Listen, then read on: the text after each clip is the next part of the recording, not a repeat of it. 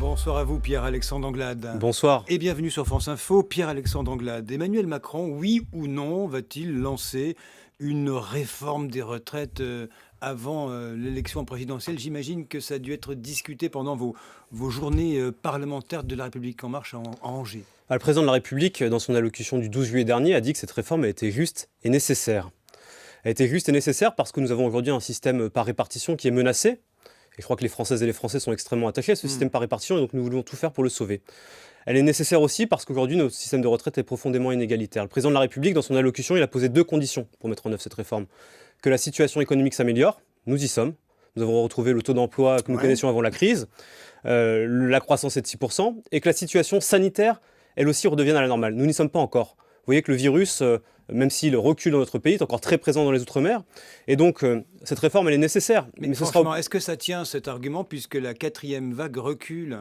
Mais la quatrième vague recule, mais je crois que ce virus nous a appris à être prudents. Donc jamais, finalement. Non, mais le président de la République, vous savez... Si le virus s'installe pendant des années, ils n'auront jamais de réforme des retraites. Le président de la République ne s'est jamais défaussé quand il s'agissait de prendre des mesures importantes pour le pays. Et cette réforme, je vous le dis, elle est importante pour le pays.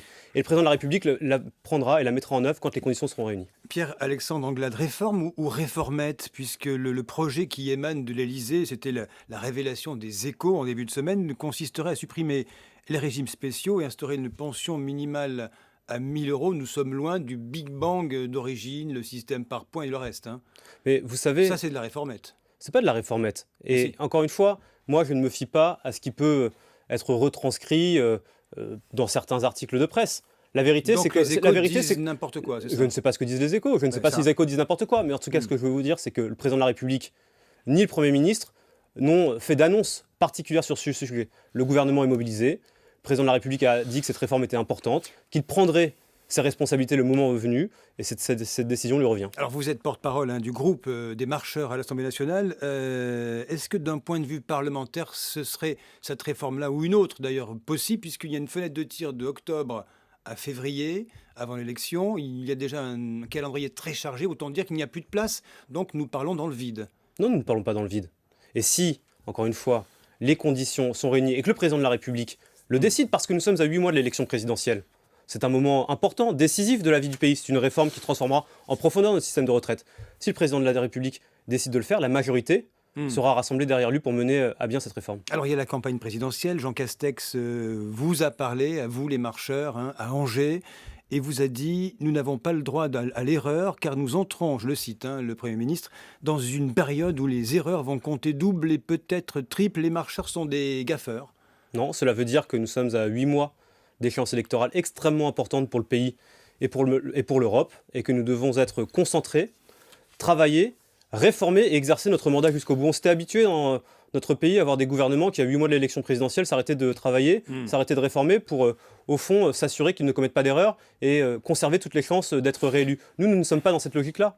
Nous voulons travailler, nous voulons réformer, parce que ces réformes, elles sont absolument vitales pour le pays, et nous serons mobilisés jusqu'à la dernière seconde. C'est ça que veut dire le Premier ministre. Vous nous avez habitués aussi, pas vous, mais la République En Marche en général, donc vous dedans, une sorte de parti un peu pléthorique, qui ne gagne aucune élection intermédiaire, qui a un peu de peine à exister. Et il est question, Pierre-Alexandre Anglade, du coup, de constituer une espèce de maison commune avec le MoDem, avec Agir. Vous allez fabriquer une sorte de nouveau parti sur le parti ? Nous sommes un courant central de la vie politique française, avec La République En Marche, avec le MoDem, avec d'autres forces qui composent... Un peu transparent quand même, nombreux, mais...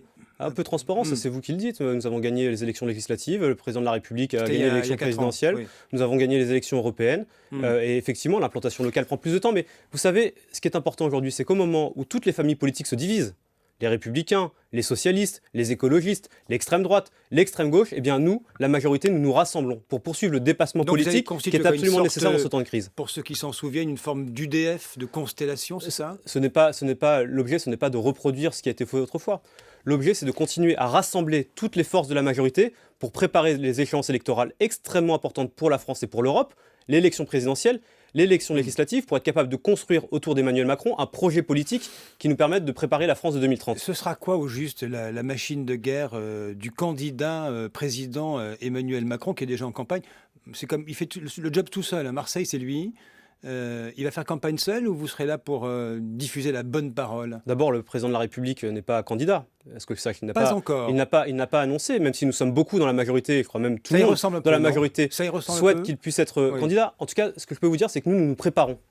Nous nous préparons à revenir devant les Français, à défendre notre bilan, à défendre ce que nous avons fait pour les protéger et à leur proposer un projet pour les emmener vers la France de 2030 que nous voulons bâtir, où nous allons relocaliser des emplois, un nouveau modèle social, un nouveau modèle européen. C'est ça l'ambition que nous allons porter dans les semaines et les mois à venir. Démarquant cette campagne, Pierre-Alexandre Anglade, vous vous préparez, c'est pour quand le démarrage? Mais vous savez, les journées parlementaires que nous venons d'avoir à Angers, ce sont les premières étapes vers 2022, vers les échéances électorales. Le Premier ministre, 300 parlementaires, 30 membres du gouvernement, le MoDem, Agir, toutes les forces de la majorité étaient rassemblées. Dedans aussi, Nous nous avec, préparons. avec Édouard Philippe. Mais Édouard vous le Philippe, souhaitez? mais évidemment, Édouard Philippe a été le Premier ministre d'Emmanuel Macron, le chef du gouvernement, le chef de la majorité. Il appartient à cette majorité. C'est un soutien de la majorité. Et donc, nous travaillerons évidemment avec Édouard Philippe pour construire le projet politique le plus solide pour la France. Et la campagne, c'est pour bientôt. Ce ne sera pas comme les retraites, ça sera avant l'élection présidentielle. Mais nous nous préparons à retourner devant les Français. Et avec le mouvement, avec le groupe politique, nous nous préparons à défendre notre Milan et surtout à proposer un projet pour le pays. Allez. Et vous voyez, nous sommes dans un temps de crise et nous avons absolument besoin de 50 plus d'Emmanuel Macron. Merci en tous les cas. Merci à vous, Pierre-Alexandre Anglade, porte-parole du groupe La République Merci. En Marche à l'Assemblée nationale. Et vous êtes le député des Français du Benelux, d'avoir été l'invité ici Merci en personne du 18-50 France Info. Avec plaisir.